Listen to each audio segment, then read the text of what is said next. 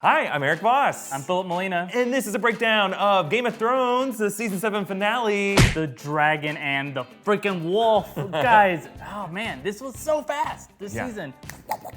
Whoa. There is so much to break down though, all the details that you guys might have missed. So, the biggest moment of this season finale, obviously, is the collapse of the freaking wall. This episode actually uses the opening images, and that scene ends up being a mirror of the closing moments, foreshadowing what's gonna happen later. Right, so notice how the Unsullied in this scene line up by the thousands. They're cold-eyed, waiting without emotion at a different wall, in this case, the walls of King's Landing, just like the Army of the Dead does at the end of the episode. Right, meanwhile, two guys who narrowly escaped a recent battle look down on them worried. Here it's Jaime and Bronn, later, Beric and Tormund. And then, as they're looking down at them, we see the invaders pouring in from the tree line, and in both cases, the invasion is announced by the blowing of a horn. So what is this episode saying by comparing the Unsullied army with the Army of the Dead? In both cases, they're an incorruptible legion who take orders from just one figure, and it's a mystery why these soldiers fight if they don't have their own desires behind it. Yeah, and that makes them even more of a terrifying existential threat to these people. Right, and we knew that Dany granted the Unsullied their freedom, so deep down, they're probably fighting for some version of love, and that is what makes them human. But meanwhile, the White Walkers don't have that drive. And that's what makes them even scarier. Now, notice Bronn and Jaime's dialogue here. Men without cocks. You wouldn't find me fighting in an army if I had no cock. Yeah, we're men without cocks. We made the joke before you could. Beyond the obvious dick jokes, Bronn and Jaime here are discussing what the point is of fighting. It's actually similar to the conversation that Jon and Beric had last episode. It's interesting that Jaime, by the way, brings up that gold and family are reasons to fight, because both of those are rewards that were kind of driving him this season, but ultimately left him empty-handed. Instead, he says, maybe it really is all cocks in the end. Yeah, so Jaime's conclusion here is that it's not family that motivates soldiers to fight, ultimately. It's cocky, selfish thinking. If you remember the war that preceded the events of the show, Robert's Rebellion, that came down to cocks in the end. Rhaegar and Lyanna loved each other. Robert was jealous, so he fought for this lie until the world had changed. They are all actually really being driven by their cocks. Let's move on to Jon and Tyrion and the rest walking to the King's Landing Dragon Pit. Now, Jorah explains why the Dragon Pit was created with this line. Dragons don't understand the difference between what is theirs and what isn't. Land, livestock, children. Letting them roam free around the city was a problem. Right, the episode is titled The Dragon and the Wolf, so immediately we gotta start thinking of those as metaphors. And in that way, it gives us a new context for what it means to be a dragon, what it means to be a wolf. Dragons are selfish, they fight for themselves. And wolves are better at sharing resources and responsibilities, fighting for the pack as a whole for the survival of the family. So in this episode, some characters are acting more like dragons, others are acting more like wolves. We're gonna actually go through who's acting like who later on. Right. Now, Jorah and Tyrion touch on the history of this place, the Dragon Pit, and there's way more of a symbolic backstory to the Dragon Pit in the A Song of Ice and Fire books. So let's quickly talk about all this interesting stuff with our segment. Well, in the books. In the books. Okay, so the Dragon Pit was constructed by Dany's ancestor, Maegor the Cruel. He's the younger son of Aegon the Conqueror. He sat on Aegon's Dragon Balerion the Dread. He burned Sept to the freaking ground, which essentially declared that a Dragon Pit is gonna be constructed in its ashes because these are your new gods now. That's a pretty badass thing to do. Right, this structure was a massive dome that the Targaryens locked their dragons inside until eventually, generation after generation, the dragons grew smaller and weaker, and then this angry mob burned it to the ground and killed the 5 dragons that were inside of it. They're so mean to dragon puppies. So in that context, the Dragon Pit is the perfect neutral ground for this summit between warring factions. Like, notice this line from Dany later. This place was the beginning of the end for my family. Yeah, she's right. The pit represents both the rise and the fall of the Targaryen power. We see this both with Dany's powerful arrival on the back of the largest dragon since Balerion the Dread in the pit's heyday, but also in a later scene when Daenerys holds this tiny jawbone of the weakest dragon at the end of that lineage. So it's that moment that causes Dany to reconsider the benefits of being a dragon. Like, notice the Valyrian words that she speaks to Jon. Sadrizes Buzdarius Costaur. A dragon is not a slave. These are the same words that she said to, what was it, Krasnys in Astapor, right before she tricked him and burned him alive. Zadrizes buzdaris kosdaor. Now, in this scene, this phrase has a different meaning. Daenerys feels trapped herself, kind of like a slave. She can't use her dragon to torch Cersei like she did her past enemies. Conquering isn't peacemaking. And she's now kind of lamenting how her family pastime of conquering and burning their enemies eventually actually leads to their very own destruction. So right here in this moment, she's being shrunken down to this tiny little dragon skull. She isn't any more special than any of the other leaders there. In fact, the words she uses about her Targaryen ancestors are actually about herself in the present. We weren't extraordinary without them. We were just like everyone else. Another detail that we liked from these scenes obviously came from frickin' Bronn. You can suck his magic cock later. So even though this seems really obvious, you can actually take it two different ways depending on who exactly he's talking about in that moment. Like for instance, he could be talking about that famously magical piece of wood between Podrick's legs that left all the ladies satisfied. Or he could be talking about that myth from season 5. Remember that slaver thought that dwarves' penises have a special quality about them? Dwarf's cock has magic powers. Yeah, I guess it really is all about cocks in the end, right? Moving on, once they enter the dragon pit, we get this moment between Tyrion and the Hound. Seems every bad idea has some Lannister cunt behind it. And some Clegane cunt to help them see it through. Now, Tyrion's obviously referring to Cersei and the Mountain here, who appears in the next shot, but if you think about it, it also applies to the Mountain's actions in the past. Right, remember, he carried out the plans of Tywin Lannister. He fought for the crown against Oberyn Martell, Tyrion's champion in the trial by combat. He also led Tywin's sacking of King's Landing, where he murders Elia Martell and her children, and that's what ultimately turned Dorne against the Lannisters. Now, the set design of this dragon pit definitely seems to be inspired by some real-life ruins from our world. So let's talk about these parallels by diving deep into the annals of history. Okay, so this pit is modeled on the Colosseum of Rome. It has a stadium-style rows and a crumbling facade, just like that Colosseum does. Also, notice that in the center of the pit, of the ruins, the Roman Colosseum also had pits that led underground. They were used to transport wild animals in and out quickly. So in this case, this pit could be used for a similar purpose, to feed the dragons, like a little baby goat gets shoved in through there, or maybe a way to escape if you piss off your dragon. Now, of course, the Colosseum was built for the purpose of gladiator combat as a spectator sport. So it's fitting that we get this moment between two of Game of Thrones' biggest gladiator figures, the Clegane brothers. Clegane Bowl didn't exactly happen. But let's face it, the show has pretty much kept building this up between each other like it's a freaking WWE match. In fact, yeah, let's actually merge the history segment that we're doing now with another segment we like to do here, Under the Influence. Is it there? Yeah, there it is. So, yes, this moment definitely seems influenced by one of the most famous films to take place in the Roman Colosseum, Ridley Scott's Gladiator. Yeah, I guess if you notice, the Hound is making the epic promise to his brother, who he still hates for burning his face as a boy. You know who's coming for you. That's a lot like the way that the gladiator Maximus threatened, what's his face? Commodus? Commodus? I think that's his name. Joaquin Phoenix? And I will have my vengeance. In this life or the next. But he leaves all the fans desperate for blood in that moment, promising an inevitable collision between those two kind of forces of nature. That's what happened to us. We got blue-balled in a Colosseum. That's the reference. By influence. Okay, let's move on to another section here. Guys, we gotta talk about the music of this episode. Yes. Ramin Djawadi composed new versions of the themes that we've heard before a bunch of times, and he's using them to tell a story about how each of these characters are now colliding into each other and ultimately changing. Yeah, remember at the top of the episode, we heard these deep bass notes of the House Targaryen theme with a choral chant over it. And that merged with the song of the Rains of Castamere, which of course is the Lannisters' song, as the focus shifted inside the walls.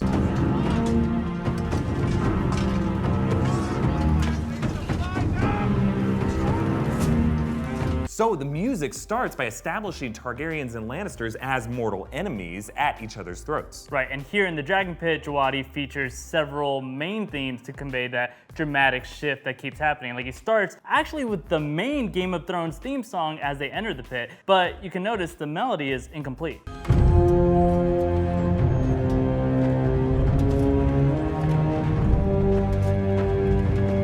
The last couple notes are missing. Yeah, just like how Cersei and Daenerys are missing from this summit. We don't know yet what it'll sound like when all these players complete the overall melody. But then when both of these queens do arrive, they are accompanied by their power song. Cersei enters to The Light of the Seven, the music, of course, that scored her Destruction of the Sept of Baelor last season finale.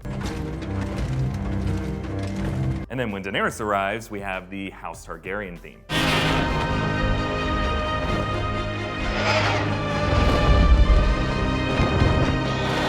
And then finally, during the whole white freaky demonstration thing, the music actually shifts to an eerie version of the White Walker melody. Us. If we don't win this fight, the music's a bit softer and more understated than the other ones are, but the tone gives new context for the debate. This isn't about who has the louder, more impressive song. This quieter score is actually now more powerful. It's that slow coldness of death that feels actually dangerous. Now later we hear the Rains of Castamere a second time. It's a more threatening cover when Tyrion meets with his sister Cersei. And we don't know the full extent of these Lannister siblings' conversation. We'll actually talk more about that later, but notice when Cersei returns, we finally hear the main Game of Thrones theme. It's complete. I expect not. Call our banners. All of them. So yeah, now after all these key players have collided, this is the symphony that they play together. But actually notice that it still sounds different from the main theme song.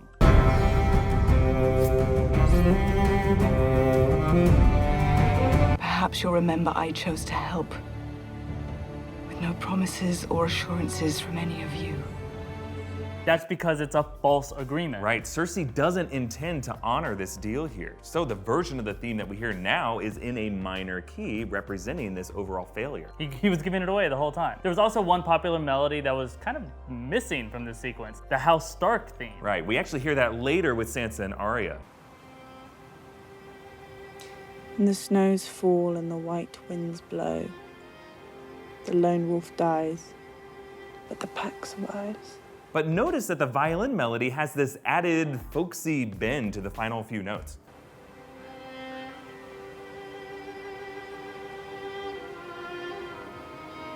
I miss him. Which again, that's that idea that he's evolving the music as the characters are evolving. And so now the Starks have a changing power dynamic. They still have that same pack mentality, but now they have the families run by these women. Yeah, they've had this non-linear journey, both of them, that has led them back home. So naturally, the House Stark theme has its own new flourish. And actually, the music at the very end of the episode is kind of the most evolved, much darker version of the main Game of Thrones theme song.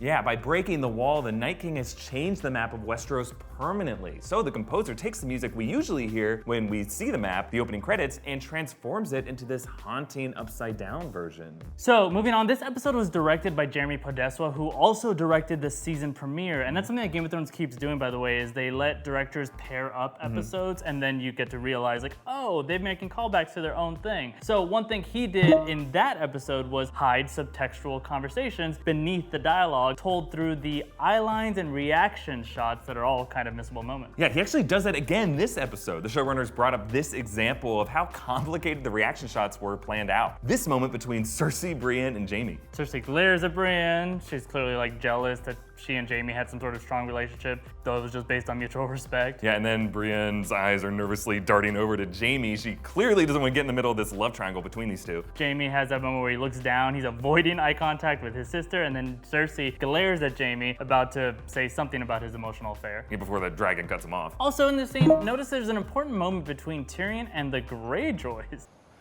You're the smallest concern here. Do you remember when we discussed dwarf jokes?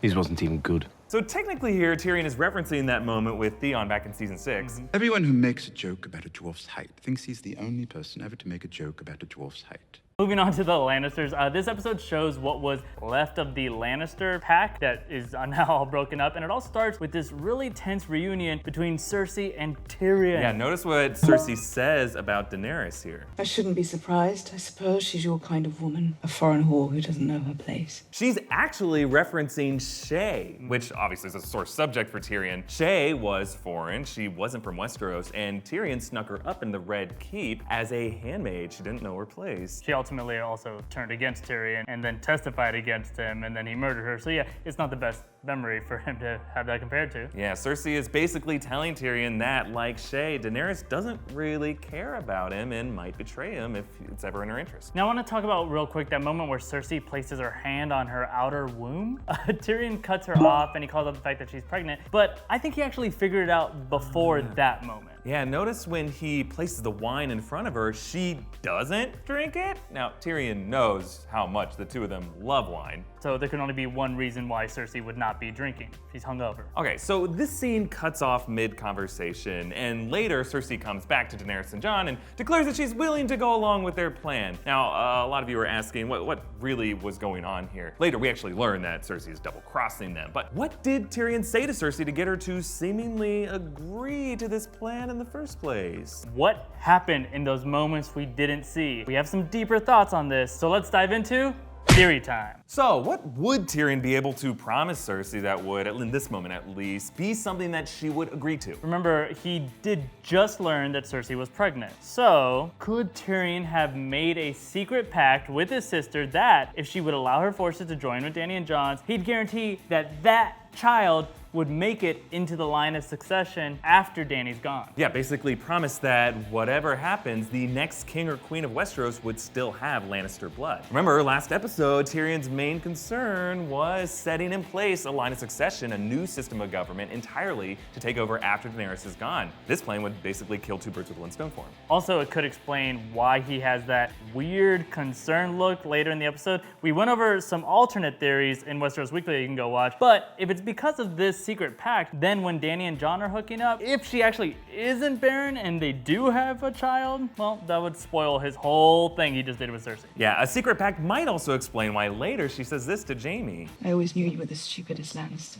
So notice how she leaves Tyrion out of that, suggesting that there may have been some cleverness from Tyrion behind the scenes that we didn't see. It's weird. Let us know what you think about it in the comments. All right, coming out of theory time. Later in this episode, Cersei reveals her true intentions to Jaime, to hold back her forces and use a golden company to fight whatever's left of Dany and Jon's army after the White Walkers. Now, notice how, just like Tyrion earlier, Jaime dares his sister to use the mountain to kill him, and it comes really close both times, but also both times Cersei backs down. Yeah, so why did she do this? Well, with Tyrion, Cersei knows that killing him will spoil any plans she has to screw over Dany in the long run. Like, she needs to keep him alive if she wants to trick Dany into trusting her. But with Jaime, Cersei's reason I think is more emotional. Jaime's the only part of her that is still related to her heart. So to kill him would be to kill that part of herself and the father of her unborn child. So maybe she's kind of like, we still have a chance together, maybe. Now, Jaime and Cersei's relationship in this episode is modeled on a famous work of Shakespeare. And actually, Shakespeare is a big influence on a lot of characters this episode. The guy pretty much wrote every story that could be written. So then let's dive into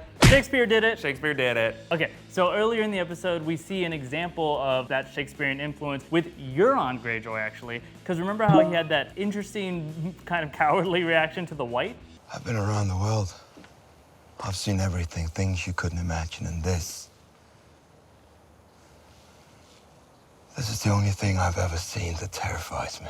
Now, obviously, he could be acting there. Like, we did learn later that he's not actually retreating to the Iron Islands, but sailing to Essos for Cersei to pick up a golden company. But I think he is legitimately pretty afraid of resurrected corpses, or the idea of them. Yeah, notice how only the mountain seems to be able to keep him in line whenever he speaks out of turn, this episode and in the season premiere. So he's actually behaving a lot like the character of Claudius from Hamlet. Claudius was Hamlet's uncle who murdered his brother, the king, and took his place. Claudius is totally driven by his fear that his brother's ghost could come back and get vengeance on him. And this is obviously similar to Euron here. He murdered his brother Balon and stole the crown from his nephew Hamlet. Theon. Sorry, it's a very common story. Actually, just to stretch it a little bit more, I don't think it's a total coincidence. The White kind of does look like Euron's brother Balon. And they got the same hairstyle. Now, we'll get to the Shakespeare connection with Cersei and Jaime in a second, but first, we want to take a moment here because, guys, we just can't do these videos for free. So, we want to give a big thanks to Away Luggage for sponsoring it. Both of us travel a lot, and this is a totally true story. Many Game of Thrones videos were worked on in airports. I don't know why you're so annoyed with it. I can't remember. For $20 off a suitcase, visit awaytravel.com/newrockstars and use the promo code NEWROCKSTARS during checkout. Also, the suitcases themselves are awesome. My favorite thing, just right off the bat, underneath the handle, there's a freaking USB port. You can charge your cell phone, tablet, e-reader, anything else that's powered by USB. You charge this thing one time, and it can charge your phone 5 times.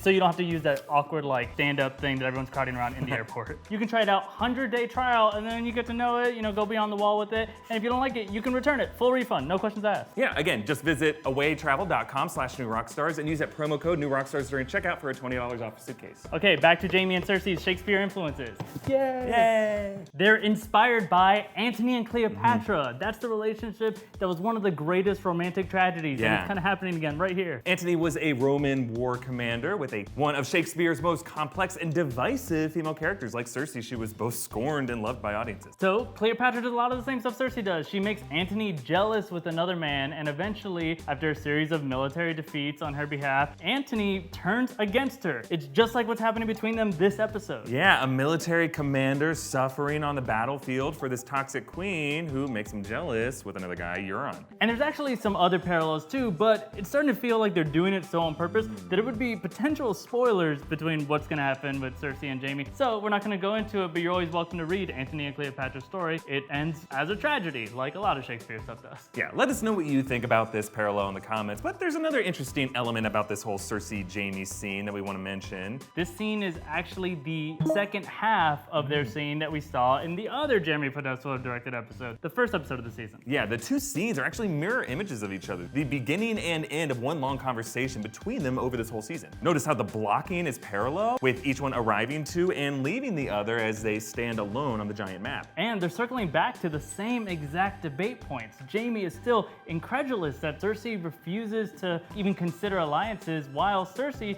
is again lecturing Jaime about their father and what he would have done. I think I listened to Father for 40 years and learned nothing. You should have listened more when Father spoke about the importance of gold. Now, Podeswa is doing this to show how Jaime has changed. First, he could tolerate Cersei's stubbornness when it was just the two of them against the world. Specifically, that moment where he finds out about her pregnancy, that changes everything for him. Suddenly, Jaime is drawn to this promise of having a real, genuine, out there in the open future with his family. Yeah, but now Cersei is telling him that despite that baby on the way, her survival strategy remains the same, to go it alone. It doesn't even matter to her what world she's bringing this child into. Basically, at the beginning of the season, Jaime believes that just like any good Lannister, she is putting her family before all else. And here at the end of the season, he's realizing she's putting her own interests beyond any sense of family, be it her baby or him. Yeah, and notice what he says to her here. I don't believe you. Now that has two meanings, right? He doesn't believe that she'll kill him, obviously, but he also cannot believe that she is this too far gone with her pride. You know, it's fitting that the scene ends with the snow falling into King's Landing. Obviously, that means that winter is here, but it also reflects Cersei's kind of emotional state now. Like, not to get too Frozen-y with it, but essentially she's like the Ice Queen now a little bit. Yeah, she has lost what we said earlier is the last bit of her heart, and now it's frozen over, just like King's Landing. Oh, definitely. And meanwhile, Jaime separating from Cersei and heading north to face the Night King seems like it could be a step in the direction of that theory that we brought up before, that Jaime could be Azor Ahai / the Prince that was promised. Just saying, this episode did feature the image of a hand on fire. We did a video on this whole thing. Just go watch it. Yeah. Instead, let's move on to Westeros' new incestuous power couple, Jon and Dany. Yeah, this whole season has been gradually bringing them together, and this episode finally sealed the deal. The sparks actually began back in the Dragon Pit. Notice how Daenerys and Jon are passing back and forth that tiny dragon jawbone. As you do when you're flirting with someone. And discussing their fertility. So yeah, not only was it a symbol of death giving way to new life, the dragon bone actually represents the child that Dany just lost, Viserion. She's worried about having no children to leave behind right now. Turns out, Jon might be the answer to that. And then later, Daenerys' decision to join Jon via boat and then go on foot to Winterfell takes the form of this meaningful line. We sail together. Okay, we get it, Daenerys. You're all about that ship relationship. I know what it stands for. Finally, when they come together, the show is deciding to shoot this in a very like pulled out way where they're not being sexy. Like they are having a very intimate moment. You see it very much in their eyes, but you don't have that like hand gripping a hand moment and the like heaving boobs or whatever. Heaving boobs. Well, this show is famous for shooting things that way, and this one was shot very straightforward. And I think it's because it's a very literal, like on the surface thing that is happening here with these two houses colliding, which is why I think they did that awkward intercut with Bran and Sam Tarly just talking about his true origin, being the son of Rhaegar Targaryen and Lyanna Stark, and Dany's freaking nephew. They wanted it to be obvious, like the facts of this moment are what matter a little bit more than how sexy it is or isn't. Also, it's obviously an overt nod to the episode's title, The Dragon and the Wolf, with both of these dragon-wolf pairings declaring love for each other at the same time. But then also, the creators of the show said that they didn't want Daenerys and Jon's union here to feel like a clear victory. In fact, no one in this episode gets a clear victory. Well, maybe the Night King does at the end, but everyone's hands are dirty. Yeah, instead they want the moment to be bittersweet. Like, there's definitely obviously negative consequences coming for this, just like there was the last time a dragon and a wolf got together and fell in love. Yeah, now question here, why did Lyanna choose the name of Aegon? Now we've already talked about how this is awkward, there already was an Aegon Targaryen who was killed, but this actually isn't the most bizarre event from a historical perspective. There is precedent in Scottish family lineages to reuse the name of children who die at young ages. Actually, shout out to Kelly Lawrence on Twitter for sharing that with us. Also, there are other examples in our modern royalty. George Foreman names all his kids George, so that worked out fine. That's the King George in England, right? Yeah. Now really, the name Aegon connects Jon to his Targaryen ancestors. Obviously, Aegon the Conqueror, whose footsteps Daenerys has been following this season. But more recently, Aegon V. Technically, Jon, if he were crowned, would be Aegon VI. That Aegon, by the way, was the Mad King's grandfather, which technically would make him Jon's great-great-grandfather. Yeah, that was the egg that Master Aemon of the Night's Watch was calling for on his deathbed. Egg, I dreamed that I was old.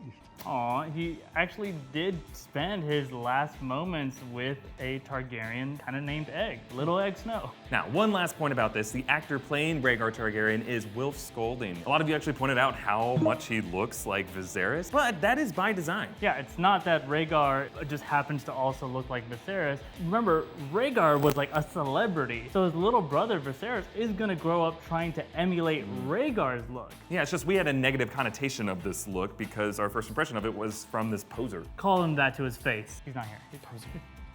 Let's quickly check in with Theon this episode. His dialogue with Jon in the Dragonstone throne room is filled actually with religious undertones if you're following it. Hang there with us for a second. Yeah, notice how this all follows the beats of a confession. The things I've done. It's not my place to forgive you for all of it. But what I can forgive, I do. Jon even evokes the Lord's Prayer for a second. Our Father. They really are setting up a spiritual moment here that ultimately gets to the rebirth outside on the beach. He washes his face in the waves. He's recreating both his drowned God moment, but also like a Christian baptism. Yeah, Theon confessed his sins, washed them away, and now he wants to start anew on this new mission to rescue his sister and redeem himself. It's also interesting how Jon brings up the idea that Theon doesn't have to choose between being a Greyjoy or Stark. He can have both because that's very much the exact situation he's about to find himself in. But yeah, he's right. He can choose to embrace the better parts of both families that have made him into the man he is today. How about we move on to Winterfell? So this was a big deal. What happened?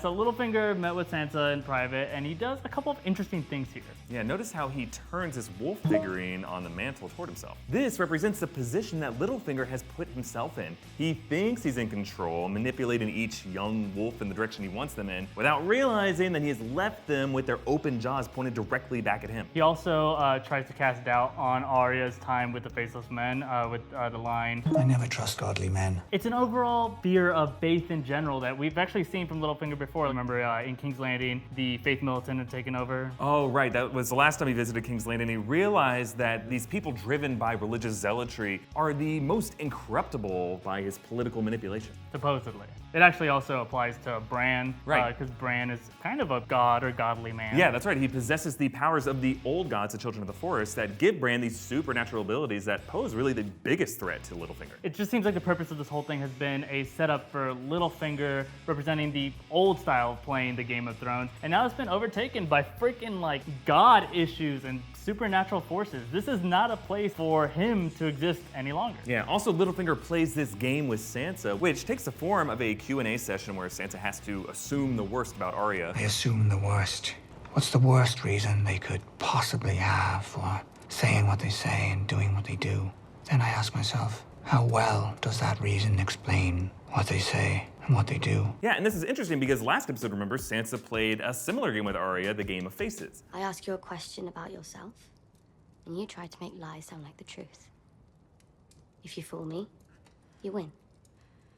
If I catch a lie, you lose. Yeah, in both those cases, the interrogation game actually reveals to Sansa kind of more about the person that's like putting the game upon her. Like Arya's game is clearly just try to seek truth on the person's face kind of thing. Yeah. While Littlefinger's game is like the opposite. It's like pretend truth is not part of it. Let's color the truth right away, which is Littlefinger's whole MO. Yeah, and that leads us to Littlefinger's surprise trial. That was an amazing facial expression he made, which, let's be honest, guys, is not a fair trial at all. Like in the world of Game of Thrones, no trial that we've seen at any point is truly just due process. Ned Stark's trial, obviously, was very unfair. Yeah, either of Tyrion's trials, which he both had to settle through trial by combat. Cersei and Loras had their thing. Yeah, the trial that never happened because they all burned to death. But in this case, the three Stark children are literally judge, jury, and executioner. Arya actually reaffirms these roles in a later scene. I'm just the executioner. You pass the sentence. And I would say that Bran actually also plays the role of a witness in the trial, right? As the three-eyed raven, he knew about Littlefinger's whole chaos of the ladder moment, but also when he convinced Lysa Arryn to poison her husband and blame it on the Lannisters, the lie about the cat's paw dagger. He saw the whole thing. Yeah, and it's interesting when you think about it this episode, Bran realizes that the two recent major wars in Westeros' history, Robert's Rebellion and the War of the Five Kings, were both based on lies. Actually, rewatching the whole season, you'll find all these moments that foreshadows Bran surveilling Littlefinger this entire time. Every single time we kept pointing this out. You see him on screen, Littlefinger, you hear the sound of a raven caw. Now, Bran and Arya deliver the punishment to Littlefinger. Arya uses the same dagger that Littlefinger sent to attack Bran. So yeah, this is reciprocal punishment. It reminds me of that idea that we brought up of Queen's Justice earlier this season. Right, Cersei administered the Queen's Justice on Ellaria Sand, killing her daughter the same way that Ellaria had poisoned Cersei's daughter. So it's interesting to see the Stark girls reflecting Cersei's creative approach to justice, right? Like, although they hate her, they have learned that there is satisfaction and effectiveness in the way Cersei handles things. Another parallel we talked about this season between Sansa and Cersei is their appearance. In the first episode, Sansa had styled her hair the way that Cersei did previously. So, talk about the wardrobe choice in this episode. Let's dive one last time into Game of Thrones Fashion Roundup. So right after this scene with Sansa mirroring Cersei's Queen's Justice, notice how we cut directly to Cersei, and who is she wearing? Cersei is dressed in the type of clothes that Sansa would wear. Okay, it's not just like the Queen using fashion statements to make political statements though. Back in the Dragon Pit, you can see how Dany switched back to her crimson red cape that she was wearing in the first episode. Yeah, after several episodes of her wardrobe becoming increasingly gray to reflect her shifting allegiance to Jon, now she chooses to evoke the fire and blood of her Targaryen family with the colors once worn by her brother Viserys. By the way, my favorite wardrobe choice this episode actually was barely noticeable. It's on this Dothraki Blood Rider. Look at him, he's got a golden, like, crescent-shaped piece hanging from his neck. It's a piece of a Lannister helmet. He's wearing a freaking trophy from the Battle of the Blackwater Rush to the meeting with the Lannisters. Yeah, and I love how the camera, when it cuts away from him, you can see one of the Lannister soldiers gawking at him, his jaws dropped. Okay, returning to Arya and Sansa briefly though, they actually share this moment here where they quote their father. And the snows fall and the white winds blow. The lone wolf dies, but the pack survives. The two Stark sisters have actually been standing in for Ned Stark at Winterfell all season long. Sansa's been exemplifying Ned's wisdom, his honor, his justice. Arya's actually the one that swings the sword after the sentence is passed. Together they represent the two halves of their father. Now let's move on to this final epic sequence at the Wall. Ooh, okay. Well, this all takes place, remember, inside Bran's vision, which is actually a callback to the way this season began, remember, with Bran's terrifying vision of the approaching army of the dead. So we looked at this and we actually found this very familiar to us. It was shot in the same way as a big battle from the season, even though this isn't exactly a battle. But if you go back and watch the Blackwater Rush battle from episode 4, it begins with the infantry and cavalry invading, and then it's followed by a boom, surprise dragon soaring in from the dark clouds above. We think that there's a reason why they're trying to make make these two things feel similar. Yeah, earlier this episode, Jon makes a similar comparison here. A general you can't negotiate with, an army that doesn't leave corpses behind on the battlefield. The show is trying to establish that the Night King is no longer just a supernatural threat, he's another formidable army and general leading that army. Right, like he's the ice zombie equivalent of someone like Tywin Lannister. This season made him look like more of a war tactician than we've ever seen him before. And actually, a lot of you guys on Twitter are asking us what his motivation is, and that's what a war general really needs, right? They actually set that up earlier in the episode with the idea of Bronn saying, what do men fight for? So, you know, you could be after the Iron Throne like everybody else, but I could see that this thing with the Night King, we don't know yet, but it could be more personal to him. Yeah, we brought up this theory before that the Night King might simply just want revenge against the Children of the Forest for creating him and dooming him to these thousands of years of torment. I actually think that his destination might be the Isle of Faces in the God's Eye, where it's rumored some Children of the Forest may still be alive. Honestly, whether or not the show intends to answer this question of his motivation, it is making this promise here that the end game is gonna look a lot like what the show's always been for the last 7 years or whatever. The series of conflicts between very shrewd, very deadly figures. Yeah, it's going to be strategic, well thought out, interesting battles till the very end. Now, the collapse of the wall is obviously a huge deal. We went into all the details of that in our Game Changers video. Here, I just want to point out the look of these ice chunks as they thunderously smash into the sea. These visuals are modeled on real life glaciers and ice shelves that have cracked and fallen into the ocean. Right, it's that footage that they tend to show when they talk about here's another sign of global warming and how climate is changing. They always use the ice shelf falling. Yeah, that's what the wall is trying to produce. It's a similar sense of just dread about what's gonna happen to our world. Yeah, also the wall falling is one of those never gonna happen event that the season premiere actually specifically foreshadowed with Archmaester Ebros's assurances to Sam in the Citadel. And thousands of years before that, during the long night, we can forgive them for thinking it truly was the end, but it wasn't. None of it was. The wall has stood through it all, and every winter that ever came has ended. So by ending the season this way, this show is suggesting that this might be the beginning of the end of it all, and this long night may never end. Okay, I was heartbroken with Viserion's death, but can we talk about he's pretty badass now that he came back as this white dragon, or a lot of you guys have different interpretations of it. I like that no one's calling him an ice dragon because that's not what he is. But let's take a closer look. His wings now have holes in them, like the flesh has already begun to rot away. His roar also, did you catch that? Yeah, it transformed into this like high-pitched screech.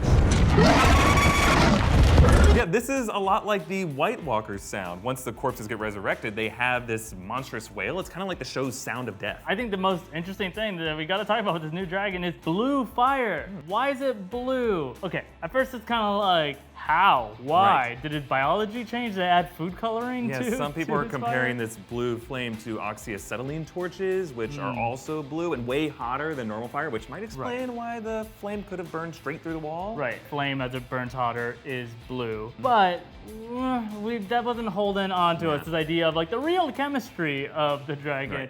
In fact, the bigger question is, how can this dragon still breathe fire at all? We saw that moment when he got hit. His fire breathing capabilities look like they should have been done. So maybe this isn't fire at all. This could be the Night King's magic. Yeah, obviously when he creates White Walkers, their new life force is displayed with their eyes glowing blue. So whatever that magic or energy is, that's probably the same force that this dragon is now blowing on the wall. Which would also explain why it's like a million times more intense. Of course, also it could be that they were like, what if it's blue now? That's cool. And now check out this overhead shot of the army of the dead passing through where the wall once stood. Now as we wrap up here, let's squeeze in one last quick round of a zoom in enhance. Okay, these thousands of soldiers form an interesting shape, right? In fact, a lot of you have pointed this out. It looks like the Night King's sigil. Right, which also kind of looks like the tip of a spear, which would be a visual callback potentially to the way that he got his new game-changing weapon, but I like thinking it's just the sigil. And leaving zoom and enhance.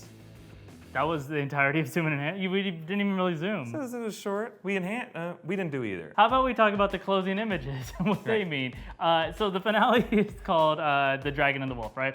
So the episode showed us what happened to characters who selfishly go it alone like dragons. Right, Littlefinger has definitely been on his own throughout this whole season, smugly trying to impress his power over the Stark sisters, and yeah, that led to his downfall. Cersei refused to form real alliances, instead planning to double-cross these freaking people, even when it doesn't serve the interest of her family, which is why she suffers the loss of her brother. Meanwhile, the characters who act like wolves, putting the pack first, sharing resources and responsibilities, they succeed. So for example, Sansa and Arya set aside their differences to make their family a priority so that the pack can survive.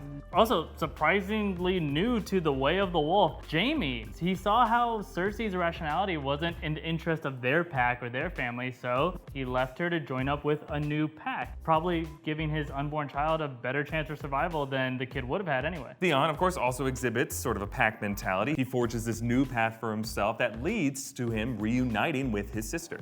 Hopefully. And hell, this is a stretch, but even the Night King is kind of a pack animal this episode. He could fly that dragon over the wall and just go it alone, being a dragon, torching every castle he comes across. Instead, he brings down the wall so that his pack can follow him and they can all stay together. Sure, kind of. But this episode is really about what happens when characters show both of the qualities. Like they're acting in self-interest like a dragon, but in doing so, they also are trying to create a pack like a wolf. Yeah, that's why they show us these two pairings of dragons and wolves who do just that. Rhaegar and Lyanna and Daenerys and Jon, in both cases, they create something beautiful, something the world needs, but they pay a heavy price for it. Right, Rhaegar and Lyanna dragged thousands of people into war with their love. They toppled a freaking dynasty. So we'll see if their son and heir is gonna face these same consequences for uniting the dragon and the wolf. That's what happens when you do that. Yeah, do you think Tyrion is hiding anything from Jon and Daenerys? Let us know in the comments. Yeah. Will Jaime face similar justice from the Starks? If he comes to Winterfell, Bran is there. He hurt Bran. Yeah. And really, now that season 7 is over, guys, was there anything you wanted more from this season? Was this the third act payoff that you were hoping for? They gotta leave something for season 8 though too. Right. Just let us know all of those answers down in the comments, or also you could tweet at us. Yeah, you can hit me up at EAVOS. At Fimo, also at New Rockstars just in general, especially with the hashtag Westeros Weekly. We're gonna keep looking at it forever. And please, if you like this video, share it to other people that are Game of Thrones fans. Imagine the gift you're giving them of watching this entire season of breakdowns. Yeah, it's really been so much fun to break down Game of Thrones Season 7 with you guys. We actually plan to keep turning out more Game of Thrones content throughout the year. Season 8 predictions, theory videos. Right. You guys can also help us out by making a contribution on Patreon over the summer. We're really trying to expand into something huge and we're really excited to do it. Big thanks to all of our current donors, especially my man, Alan Fleming. Thanks, man. All right, guys, thanks for watching. Bye. Bye.